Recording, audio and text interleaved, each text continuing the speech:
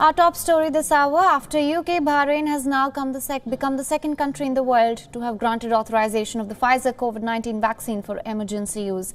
The state-run media outlet made the announcement on Friday, and Bahrain's National Health Regulatory Authority in a statement said that they have approved the COVID-19 vaccine that will be used for high-risk groups. However, Bahrain has not divulged any details of how many vaccines it has purchased or when vaccinations would begin.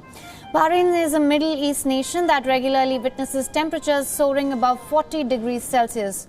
Looking at this, the main challenge would currently be storing and distribution of the vaccines under extremely cold temperatures.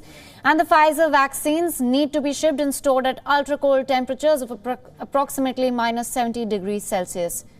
The Gulf nation had earlier approved Sinopharm's COVID-19 vaccine in November for frontline workers, and authorities have already inoculated some 6,000 people with this Chinese vaccine.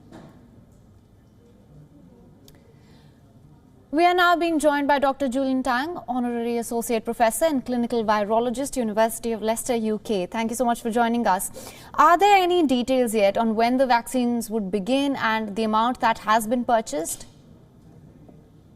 Yeah, so hopefully next week we'll be seeing the rollout of the vaccine, the Pfizer BioNTech vaccine, to some of our hospitals that have the capability of storing the vaccine at minus 70 degrees C.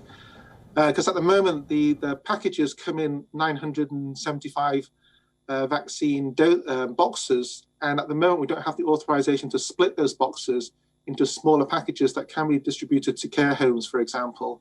So at the moment, it's really a hospital-focused distribution. All right, and I was actually going to come to that. Another important factor is, of course, the storage of these vaccines, as you mentioned.